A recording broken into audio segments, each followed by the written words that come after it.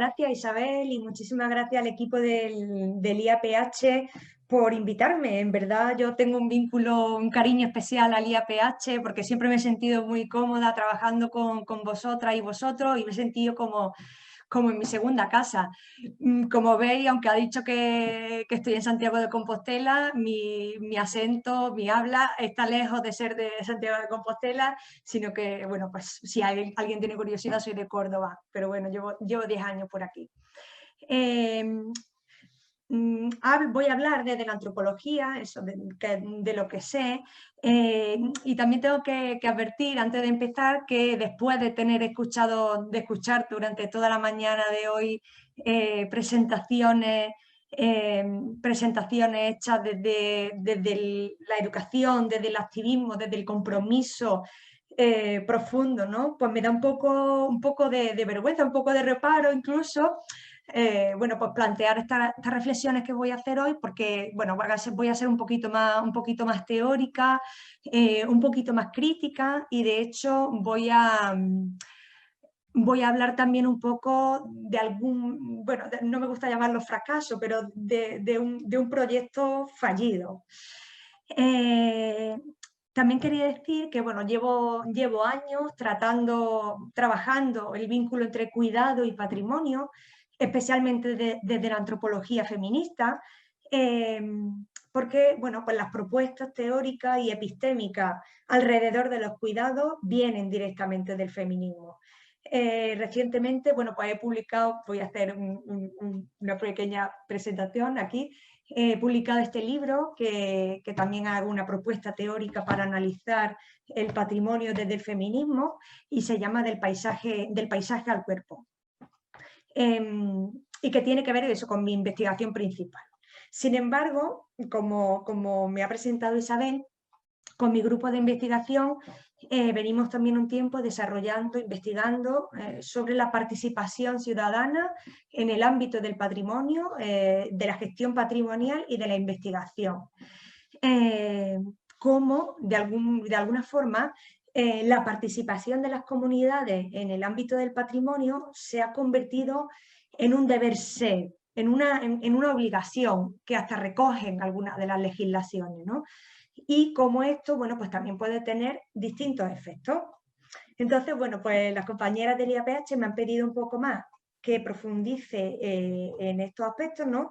Una reflexión alrededor de otra investigación que realicé sobre lo que se llama antropología de la arqueología o etnografía de la arqueología. Es decir, cómo como antropóloga investigo la profesión de la arqueología y distintos proyectos de arqueología comunitaria. Mi interés por la arqueología, bueno, pues eso, me acerco como antropóloga que ha trabajado, bueno, pues al final unos 6 años aproximadamente en el INCIPIT, en el Instituto de Ciencias de Patrimonio, y he colaborado, pues eso, con distintos proyectos de arqueología comunitaria. En esta presentación quiero plantear unas preguntas para la reflexión y voy a terminar con las mismas preguntas, a ver lo que os sugiere o qué es lo que podemos comentar, qué es lo que podemos, bueno, pues luego debatir. Mi pregunta es, bueno, un poco, ¿cuál es el papel, el lugar de las comunidades en el ámbito del patrimonio arqueológico? O más bien, ¿hasta qué punto estamos dispuestas verdaderamente a aceptar la participación de las comunidades en el patrimonio arqueológico? Perdón, ¿queremos realmente ceder por parte de las instituciones, de la academia, de los profesionales? ¿Estamos realmente dispuestas a ceder una parte de nuestro saber poder a favor de las comunidades? ¿Qué grado de autonomía estamos dispuestos a tolerar, pues eso, en la toma de decisiones, en la investigación, en la excavación, en la gestión de la arqueología? En primer lugar, bueno, pues este es un poco un resumen de lo que voy a tratar en la presentación. Voy a introducir, bueno, cómo es la participación de las comunidades, cómo este requisito, cómo se ha convertido en un requisito en las últimas décadas. Luego voy a pasar por algunos modelos de relación arqueología-sociedad, como, bueno, y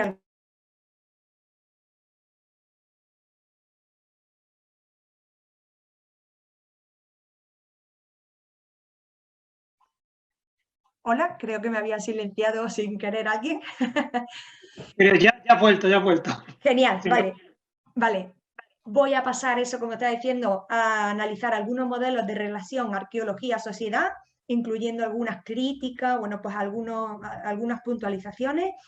Luego voy a entrar a, bueno, algunas cautelas, algunas críticas, algunas reflexiones sobre lo comunitario y las comunidades, ¿vale? Algunas precauciones que hay que tener al hablar de comunidades y lo comunitario. Y luego pues voy a pasar a un ejemplo muy brevemente de mi trabajo de campo que estaba diciendo en el proyecto Costa dos Castros, que como dije, bueno, pues a diferencia de los que hemos visto esta mañana, que son proyectos, bueno, que tienen pues su trayectoria y tal, es un proyecto que resultó frustrado, que resultó no tan bien como se pensaba, y bueno, pues eso, quiero terminar devolviendo la pregunta de si es posible una arqueología comunitaria. Bien. Bien, brevemente, pues como decía, en las últimas décadas hemos ido viendo cómo ha ido variando el propio concepto de patrimonio desde una visión más objetual, sustancialista, donde se valoraba grandes monumentos, grandes narrativas, grandes hazañas bélicas, y se ha ido acercando cada vez más a lo que desde la antropología entendemos como cultura. Entre otras antropólogas, la gran Gemma Carrera Díaz, que lleva desde hace unos años analizando esta transformación, ¿no? Bueno, pues se ha ido incorporando esa visión holística donde entendemos que no son las cosas las que tienen valor patrimonial, sino que somos las personas las que damos valor a esos elementos que llegan a considerarse patrimonio, ¿no?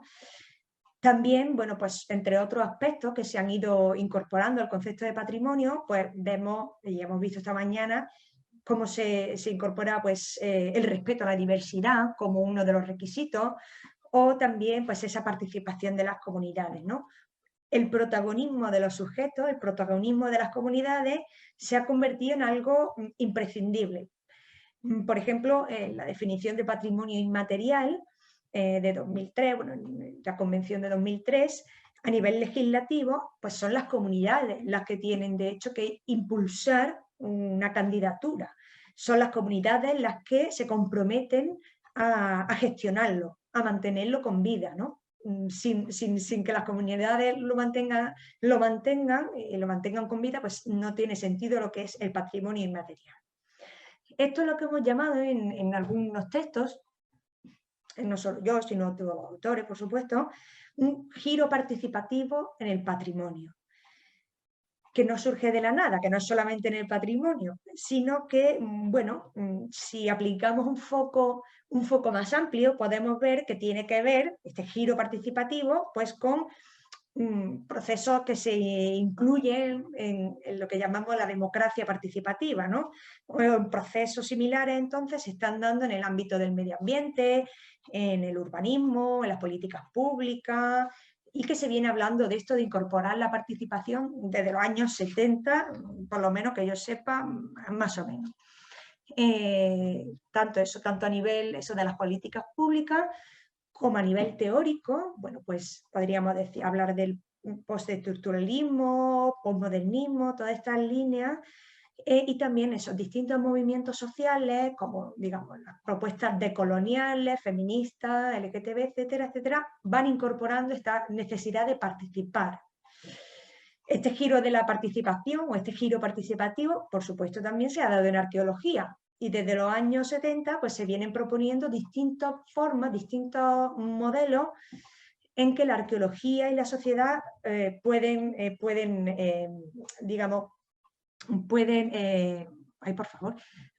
trabajar juntas, ¿no? desde modelos más centrados en la información, en la divulgación, hasta modelos más centrados en la coproducción del discurso, en la investigación y en la gestión, ¿no? Y entonces, bueno, pues a pesar de ser antropóloga, voy a pasar un poco a meterme en el ámbito de la arqueología. Como decía, pues eso, a partir de los años 70 aproximadamente, la participación ha ocupado un lugar a nivel de las legislaciones, ¿no? También eso, en declaraciones, convenios, manuales, en distintos pues eso, aparatos legislativos y manuales. Por ejemplo, en el ámbito de la arqueología, en la Carta de Burra, desde el año 79, se habla de preservar la significación cultural de los lugares arqueológicos, para lo que se debe mantener la vinculación con las comunidades. ¿Por qué? Pues porque son las comunidades las que se van a encargar de gestionar y principalmente mantener a largo plazo un yacimiento. La Carta Internacional para la Gestión del Patrimonio Arqueológico del año 90, aquí dice explícitamente que el patrimonio en sí mismo no tiene, patrimonio arqueológico no tiene un valor intrínseco, si no es porque está vinculado con la población, sin la cual no habría existido nunca y sin la cual tampoco se va a poder mantener en el futuro. Entonces, reconoce que de alguna forma la población tiene delegada algunas de estas funciones de gestión, de mantenimiento del patrimonio y que, bueno, su exclusión, la exclusión de las comunidades, la exclusión de la participación de las comunidades sería contraproducente para el patrimonio. Otros documentos más recientes, bueno, pues por ejemplo el manual de referencia de 2014, o por ejemplo el convenio de Faro, que de hecho se llama sobre el valor de patrimonio cultural para la sociedad, ¿vale? En fin, no quiero ser más pesada. Lo que quería un poco con esto reflejar es que la legislación desde hace décadas se está hablando de participación en el patrimonio arqueológico en concreto, porque gracias a las comunidades es que tenemos patrimonio y porque las comunidades van a ser las encargadas de darle un significado y de cuidarlo a largo plazo. En lo que os decía, entrando ya en los modelos de relación arqueología-sociedad, podemos decir que, bueno, desde la academia, el primer autor que he visto, eso que hablaba de arqueología pública, fue Charles McGinsey, en el año 72, que empezó a hablar en este sentido de arqueología pública, advirtiendo del peligro de destrucción de los restos arqueológicos por culpa de las políticas de desarrollo urbanístico, fundamentalmente, que estaban en boga en la época. En este marco habla especialmente de arqueología pública como proceso educativo de la sociedad. Es decir, que la sociedad tiene derecho a conocer las sociedades del pasado a través de los restos materiales. Y que la arqueología, bueno, pues de alguna forma tiene que crear conciencia pública para evitar la destrucción de los restos materiales. Que se viera la destrucción de los restos materiales del pasado como una agresión a nuestros derechos culturales y una pérdida para la sociedad. Entonces, desde este punto de vista, la arqueología pública en sí misma no es participativa, no es una propuesta participativa, ya que son fundamentalmente las instituciones, las universidades y las empresas las que se encargarían de divulgar, de concienciar, de hacer educación patrimonial, etcétera, ¿no? Eso, pues eso, en esencia, no quiere decir que la sociedad decida, ni participe, ni coja un paletín y se ponga a excavar. sino que la arqueología pública se centra en incrementar el conocimiento y la conciencia social sobre patrimonio. Esto, como apuntaba Limón, o como se preguntaba Limón Delgado en ese libro pionero que publicó el IAPH en el año 99, si no me equivoco, dijo que resultaba un poco chocante que alguien deba venir a enseñarnos, a descubrirnos lo que es nuestro, y que, bueno, que no se reclame la propiedad de estos bienes patrimoniales en el mismo grado que otros bienes colectivos, como la educación de nuestros hijos o la sanidad de nuestros cuerpos.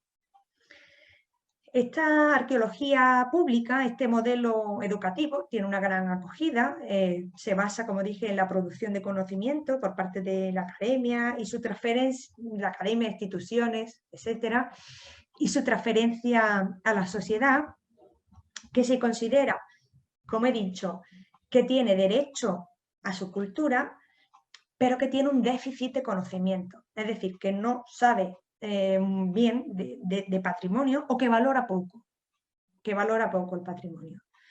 Por lo tanto, ese desconocimiento se representa muchas veces como un peligro para la conservación del patrimonio. Es decir, eso se presenta pues, como una necesidad, ¿vale?, para evitar esa destrucción, como decía. Este modelo, si entramos pues a su análisis, la relación no deja de ser vertical, unidireccional, y el conocimiento pasa fundamentalmente de las instituciones a la sociedad, y es eso, la arqueología la que educa al público para que aprecie el pasado, ¿no? Si nos vamos al ámbito de la pedagogía, podríamos ver que aplicando la teoría de Paulo Freire hay una perspectiva bancaria, ¿no? Como eso, el público necesita adquirir esos conocimientos y la sociedad, pues eso, tiene un rol más bien pasivo, que recibe esa información, ¿no? Un pasito más allá, en el ámbito de la arqueología pública hay otro modelo llamado Public Relation Model, que no tiene tanto esta finalidad educativa o de socialización del patrimonio, sino que se centra más en la comunicación y en la divulgación, porque tiene, hay un objetivo también como de autopreservar la propia disciplina. Es decir, que se usan los medios de comunicación masivos, por ejemplo, esto está muy en vigor en Inglaterra, para que la arqueología, bueno, pues para que esos conocimientos sobre pasado lleguen al público general, al público masivo, que también va a su vez a demandar sus derechos culturales y a demandar, bueno, pues también que se invierta más en arqueología, bueno, digamos que se maneje en eso, a nivel del público general. Este modelo genera mucho entusiasta, mucho amateur, mucha gente, gente que consume arqueología, pero no está diseñado específicamente para las comunidades concretas, para las comunidades locales, ¿no? Se piensa pues eso en un público general, y también, bueno, pues también sirve para cumplir con algunos de los requisitos de transparencia que se exigen en muchas excavaciones, en muchos proyectos arqueológicos. Por último, bueno, pues podría decir que, que hacia los años 70-80, en lo que podría llamarse crisis de representación o un giro reflexivo en el ámbito de la academia, pero también con la emergencia de movimientos sociales, como dije, postcoloniales, feministas, indigenistas, etc., empieza como a cuestionarse el modelo científico propiamente dicho. Empieza a evidenciarse una falta de neutralidad en los discursos sobre el pasado, que se suponían pues, científicos y objetivos.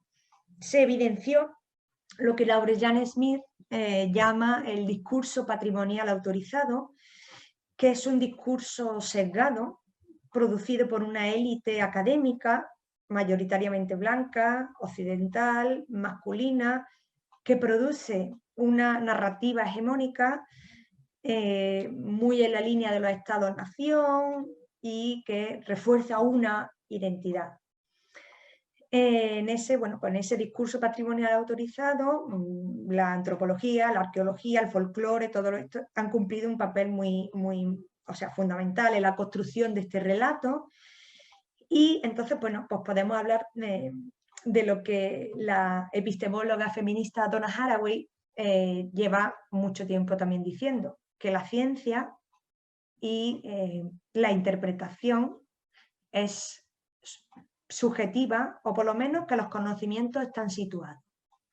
Entonces, lo único que tenemos que ver algunas veces es a favor de quién ponemos a trabajar estas interpretaciones. Bueno, entonces, desde la arqueología postprocesual se evidenció que los restos materiales del pasado, o digamos el pasado, podía interpretarse de distintas formas y que la historia había sido diferente en función de las personas, ¿no? Que la historia era distinta para las víctimas y para verdugos, que no es lo mismo ser el colonizado que el colonizador, que no es lo mismo, bueno, pues en fin, que la historia la habían escrito una pequeña parte de la población conforme a sus intereses y conforme a su postura en el mundo.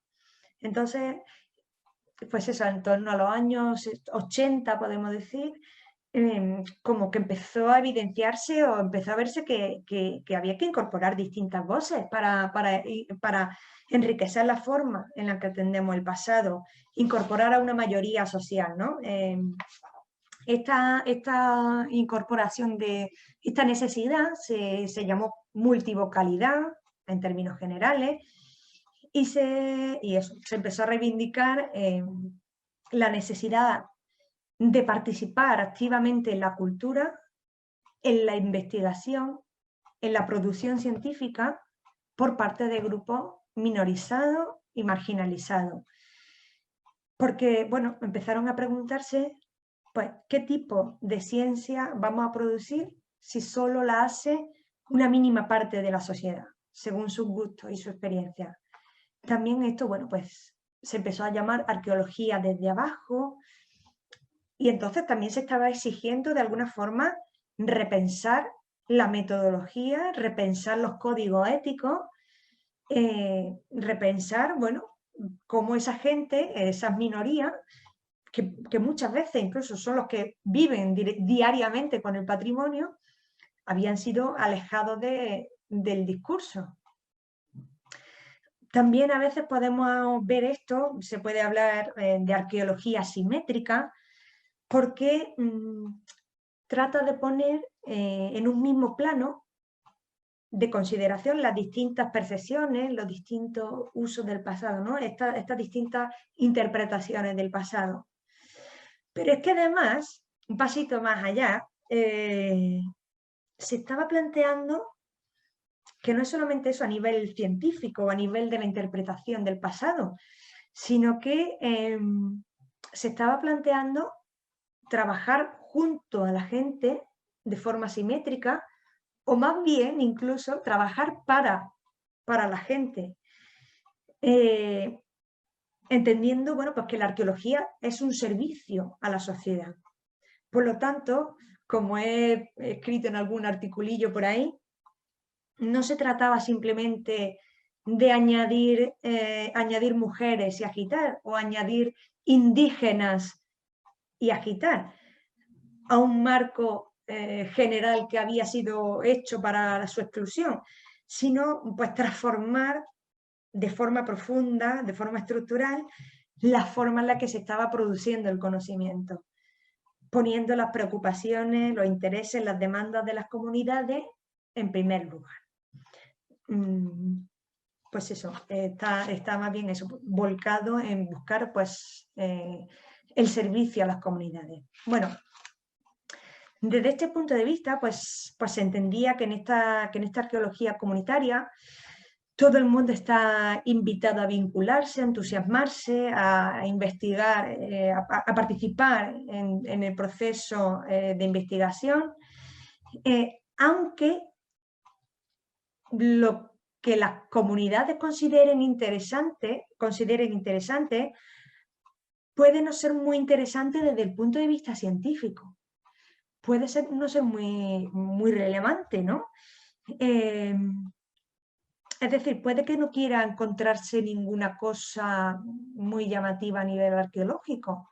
Por ejemplo, aquí tenéis una imagen de otra excavación donde también participa un colega, una excavación de arqueología comunitaria en Repil, na Pobra do Brollón, en Lugo. Es una excavación en una casa donde ocurrieron unos sucesos relacionados con la guerrilla antifranquista, en el que, bueno, pues no se encontró, era una casa. No, a nivel arqueológico lo que se encontró tampoco no era nada espectacular. 4 casquillos, una casa, nada. Porque lo importante no era lo que se encontraba, sino el proceso de excavación, sino lo que se estaba haciendo ahí. De esta forma, también cabe la posibilidad de que a la gente no le interese en absoluto lo que allí se está excavando y que no quiera participar, ¿vale? Entonces, bueno, pues, o que no quiera participar de la forma que nos gustaría, ¿no?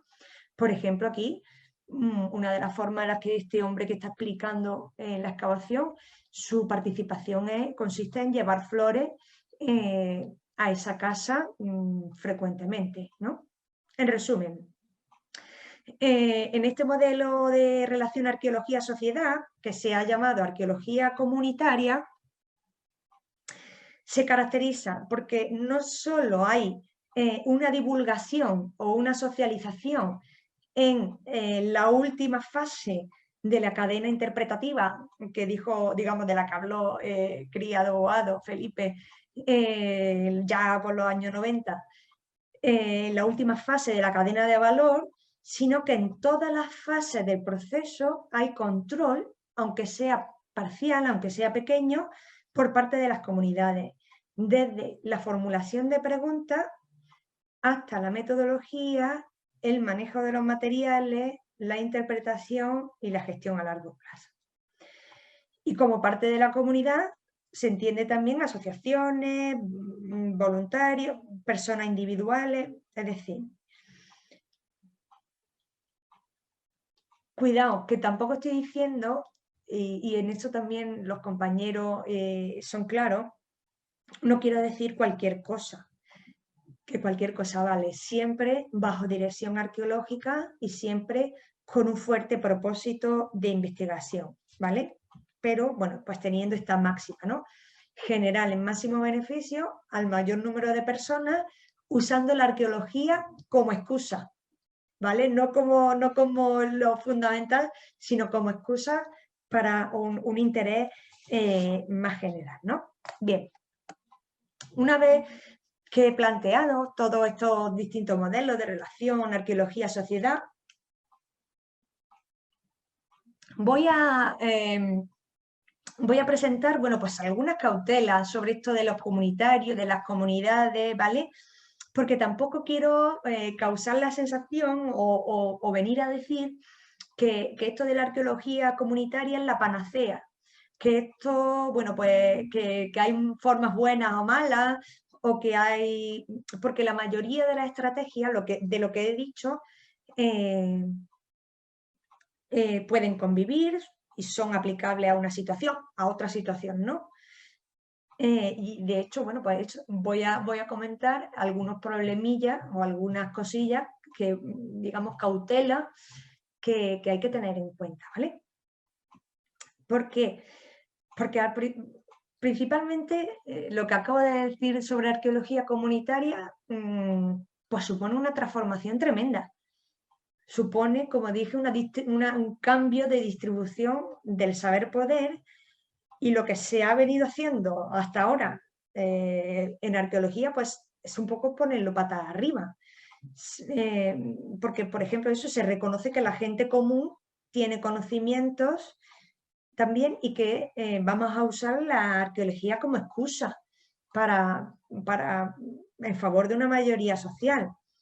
Que se plantea pues quién está al servicio de quién. Y esto es difícil de asumir, Esto es difícil de asumir, especialmente en un contexto como el actual, de precariedad y de precariedad laboral en la arqueología, ¿vale? Entonces, bueno, pues esto es difícil de tratar. Luego voy a hablar sobre esto. La primera pregunta, de mi punto de vista, que hay que hacerse es por el propio concepto de comunidad. ¿De qué hablamos cuando hablamos de comunidad? ¿Quién es esa comunidad? Porque, bueno, muchas veces se ha definido por criterios de propiedad, por criterios de producción o por criterios simbólicos, bueno, pues de memoria, ¿no? ¿Quién tiene memoria sobre este yacimiento? ¿Quién tiene memoria oral sobre ese yacimiento, etcétera? Y bueno, pues esta forma de entender las comunidades no se ajusta mucho digamos, a la forma contemporánea de entender lo que son las comunidades, ¿no? Globalizadas, turistificadas, virtuales, etcétera, ¿no?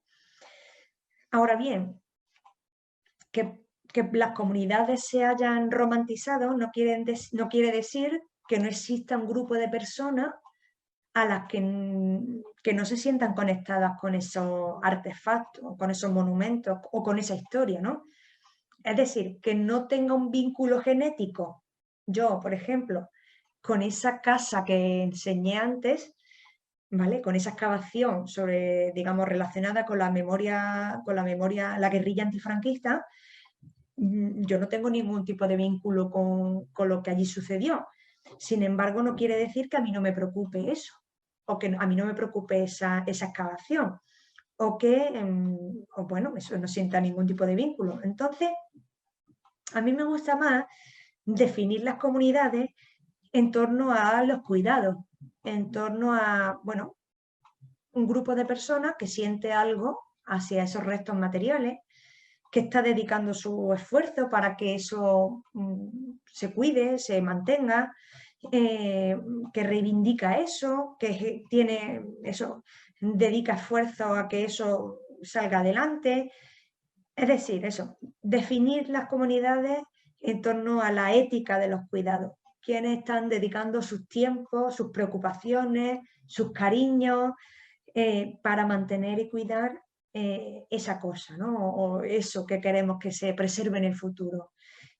Esa es la comunidad patrimonial desde mi punto de vista, ¿no?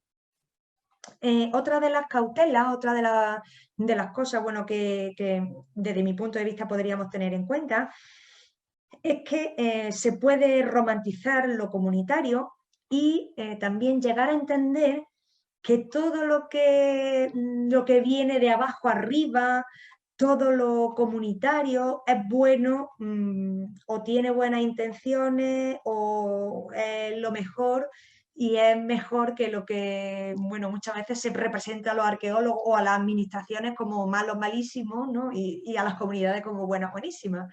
Y bueno, esto es lo que Alfredo González Ruibal ya hace un tiempillo llamó populismo epistémico, ¿no?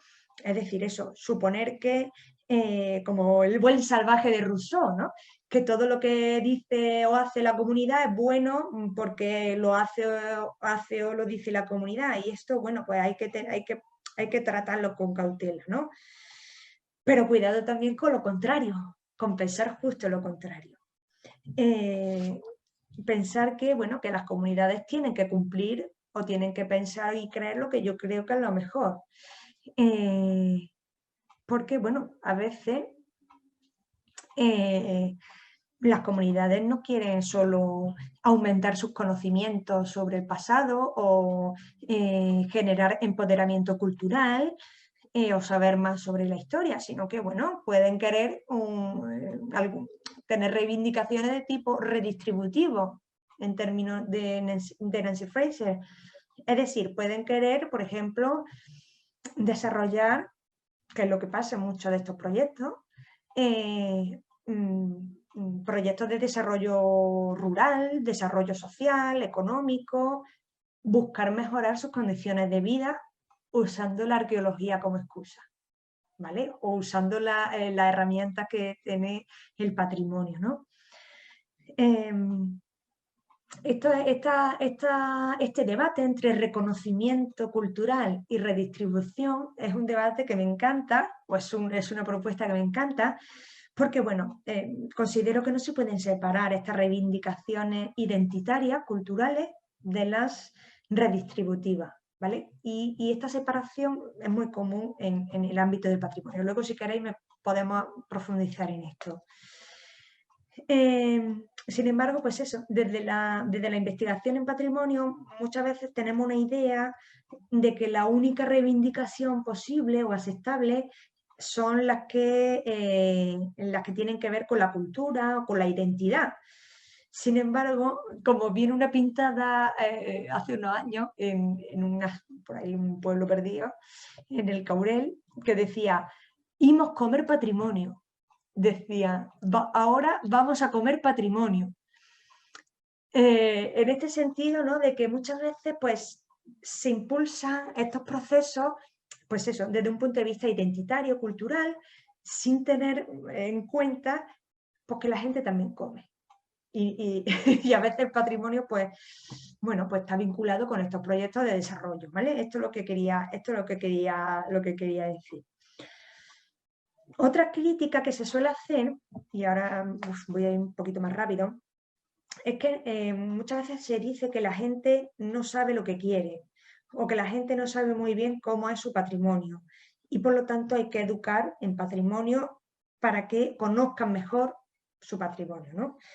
Esto puede ser cierto, de hecho muchas veces lo es, pero también tampoco podemos caer en el lado opuesto, imaginando que la gente, bueno, pues tiene un ánimo destructivo contra el patrimonio en términos generales o que no le importa un pimiento, ¿no? El patrimonio y que, bueno, pues va a destrozarlo o así. O que un grupo, que un grupo de vecinos... lo que os quería decir, bueno, que hay un grupo de arqueólogos bueno, que defiende que si este fuera el caso, ¿no? Que si la gente tuviera este ánimo destructivo en contra del patrimonio y que un grupo de vecinos suben con su azadón al yacimiento y empiezan allí a jorobarlo todo, hay un grupo de arqueólogos que dice, bueno, ¿y qué pasaría? ¿Qué pasaría si destrozan esta casa, por ejemplo? Algunos autores defienden que, bueno, que quizás el mal menor, que el hecho de haberse involucrado y decidido que quieren excavar esto y no aquello, de subir con el asadón, de mancharse las manos, ya han descubierto que eso es delicado y que no lo van a volver a hacer. O, por ejemplo, van a aprender a valorar a los arqueólogos. Entonces, bueno, pues eso, no, eso, espero que se haya entendido esta puntualización bien, ¿no? Que tampoco podemos caer en la tentación de pensar que la gente, bueno, pues tiene un ánimo destructivo y que va a ir destrozándolo todo, ¿no? Otra crítica general, pues bueno, contemporánea es que muchas veces en estos discursos sobre la participación, el empoderamiento, la resiliencia, ocultan, bueno, pues una delegación de las funciones públicas en manos de las comunidades.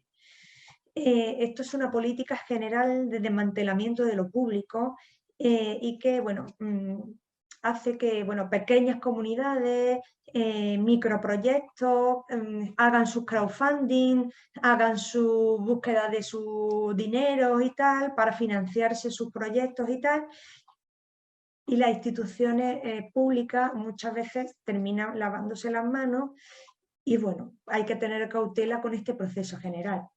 Pero para mí, el último, digamos, el argumento finalista que acaba con toda esta idea de la arqueología comunitaria, tal y como os la he descrito anteriormente, es que en el Estado español la arqueología comunitaria es ilegal. A pesar de las legislaciones que os comenté antes, luego Julio veo que estás torciendo está frunciendo el ceño, a pesar de todas las legislaciones, las recomendaciones que he dicho antes, etc., en España, bueno, el patrimonio arqueológico, y luego me corriges si me equivoco, es público. Es público en el sentido de que, aunque esté en un terreno privado, está tutelado, todo lo que está en el subsuelo está tutelado y gestionado por el Estado, bueno, por las comunidades autónomas. De ahí que se diga que pertenece a todos. Pero en ningún caso o no es el sentido de patrimonio común que estoy utilizando. Es decir, si una comunidad dice que quiere impulsar un proyecto arqueológico porque le interesa algo y deciden que van a excavar esto, no pueden ponerse a excavar por sí mismas. Tienen que contar con el permiso de las administraciones y contactar con profesionales acreditados para esa función, ¿no? Y si acaso si da con alguien con buena voluntad, puede asumir sus preguntas de investigación. Pero en ese sentido no hay ninguna traba, pero pasa por ese procedimiento, ¿no? Tiene que pasar por esos procedimientos legales de las administraciones. Entonces, bueno, aunque muchas veces se habla de que es pública, la mayoría de la arqueología que se hace pues es privada, contratada por promotoras, constructoras y se responde a la administración. Entonces estamos más cerca de una privatización arqueológica que de todo lo que he contado, ¿no?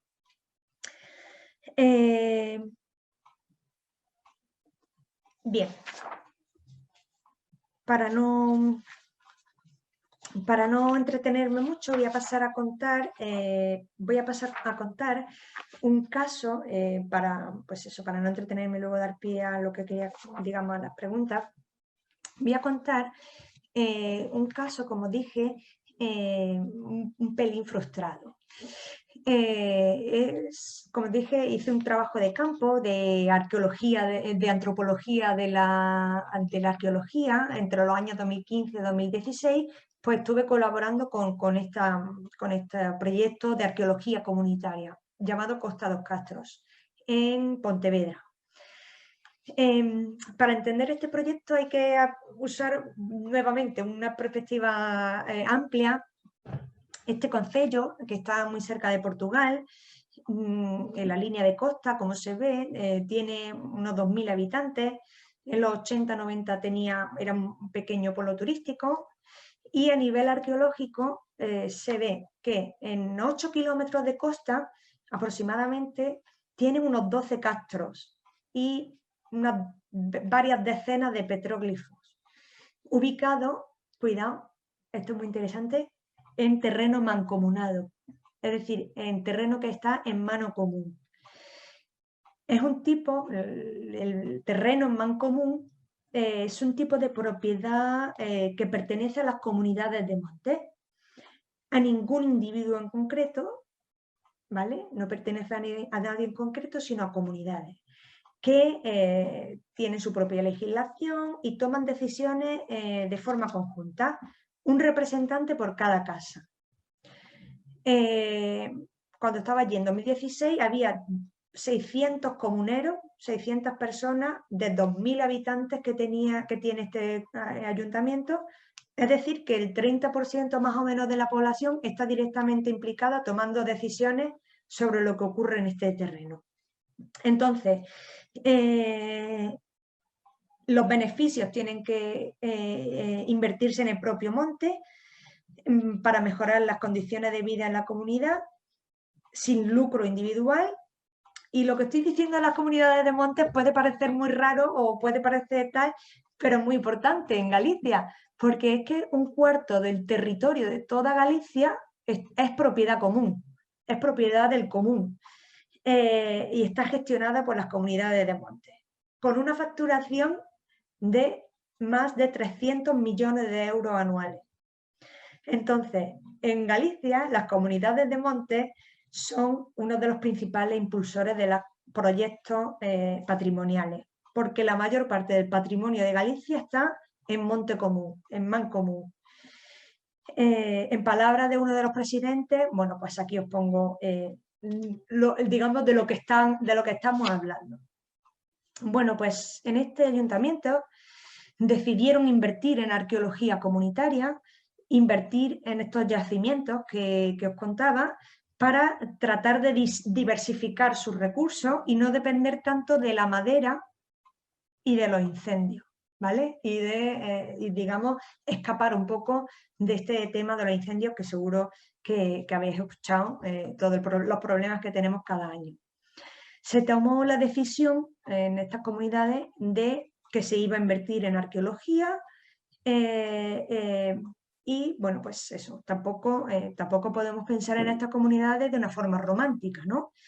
Como también podéis ver aquí, si es que lo podéis leer y no está demasiado pequeño, el patrimonio está en su terreno, en terreno común, financian la excavación, deciden a quién van a contratar, para qué y qué, digamos, para qué van a excavar, cuál es la pregunta de excavación y junto también al arqueólogo contratado, que es, bueno, pues eso, cómo se va a excavar. Es decir, lo que os quiero decir es que aquí, en este terreno, en este territorio, lo de la participación de la comunidad no es una cosa, una abstracción, no es algo que haya que ser impulsado, ni es algo que tenga, pues eso, que ser promovido activamente. Estas comunidades saben lo que tienen en su monte y lo único que también están buscando es que la arqueología atienda a sus necesidades y generen beneficios sociales porque está relacionado con un proyecto de desarrollo rural más amplio. Bien, ¿por qué decide esta comunidad invertir en arqueología? Pues porque a raíz de un gran incendio que hubo en el año 2006 y pretendían gestionar el monte de otra forma. Entraron en la directiva gente muy interesada en patrimonio, de hecho historiadores, arqueólogos, arqueólogas, y lo primero que hicieron fue crear, bueno, pues una ruta por el monte y, bueno, pues lo que querían era vincular distintos hitos para proteger el monte del fuego, ¿vale? Para reintegrar el monte en la vida del pueblo, para que la gente fuera al monte y evitar que ardiera. Señalar así los yacimientos, los petroglifos, etc. Entonces, bueno, pues desde 2008 se vienen realizando intervenciones muy sencillas, poco agresivas, manteniendo, como os decía, la profesión y la investigación, pero necesitaban que fuera arqueología comunitaria. Por ejemplo, estas imágenes es una de las cosas que se hicieron, ¿vale? No se hizo una excavación propiamente, sino que subieron los vecinos, vecinas a desbrozar con control arqueológico, por supuesto. Rescataron una serie de memorias, de relatos mitológicos de la zona y bueno, pues hicieron unos teatros, una fiesta, etc. En otro castro también, digamos, se desbrozó, se hicieron visitas guiadas, conferencias, en fin. Y una serie de campos de verano, campos de trabajo en verano, donde participaban en la excavación tanto vecinos del pueblo como jóvenes de otros países, gente que estudiaba arqueología, profesionales, la antropóloga también, etcétera, ¿no? Digamos, a un nivel muy informal. La comunidad pagaba alojamiento, manutención, seguro, un seguro, y bueno, pues quiero decir que no había ningún objetivo de excavar una serie de metros y sacar una serie de evidencia, sino bueno, que aquello era muy lento, porque lo de excavar no era prioritario, sino que la gente estuviera en contacto con lo que allí se estaba haciendo. Pues eso, era arqueología comunitaria, en este sentido que pongo aquí en este texto. Fue la comunidad la que inició el proceso de investigación, documentación, dijo los castros que le interesaban, digamos que eran interesantes intervenir, a ver en qué castro se iba a profundizar, más, menos, etcétera, ¿no? Allí, bueno, pues eso, siempre se ha seguido un criterio profesional.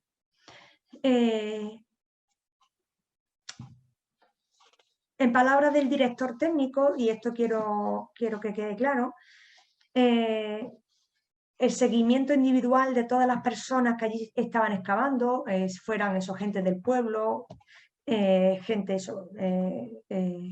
era prácticamente de un profesional de la arqueología por cada persona no profesional.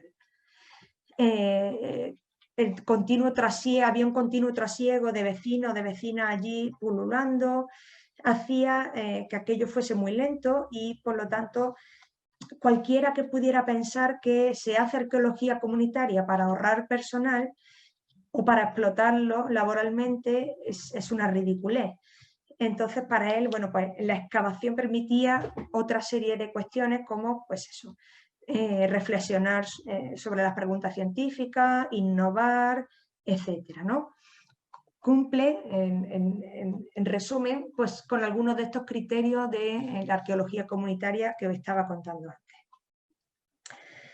No quiero ser pesada, pero se hicieron digamos, a raíz de todo esto hubo otros proyectos, otras iniciativas locales, un festival de música, se plantaron árboles autóctonos, se hicieron obradoiros de, por ejemplo, una cabaña, como se hace en cabañas, etcétera, con la escuela, en fin, un montón de sinergias, ¿no?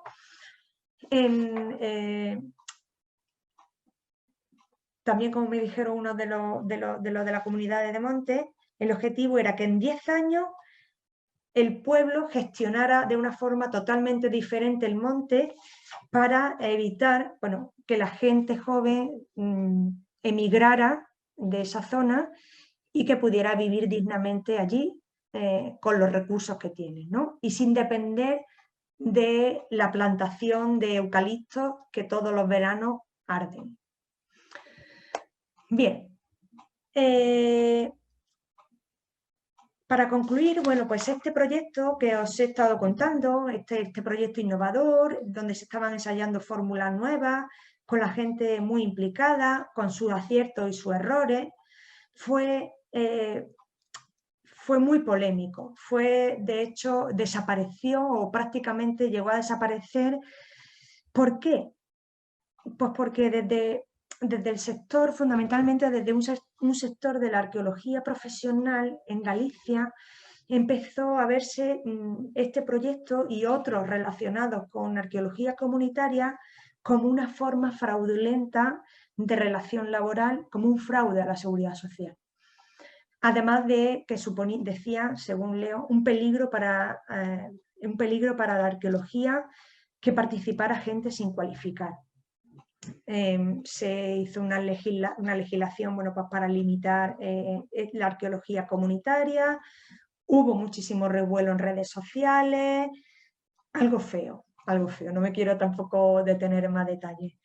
Pero, pues eso, este proyecto no volvió a continuar, no siguió. Se siguen con algunos aspectos, pero que no tienen que ver con arqueología. Y bueno, pues unos cuantos arqueólogos se quedaron sin trabajo y las comunidades se quedaron sin ganas de seguir financiando este tipo de actividades.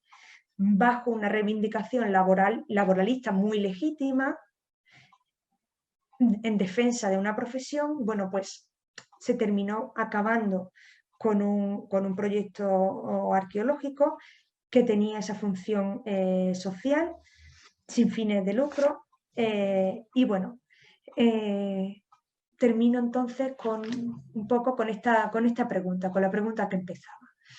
¿Cuánta participación de las comunidades estamos dispuestas a aceptar? ¿Y hasta qué punto somos capaces, y me refiero a la academia, a las instituciones, a la administración, de ceder nuestro saber poder a las comunidades? ¿Qué grado de autonomía estamos dispuestas a aceptar?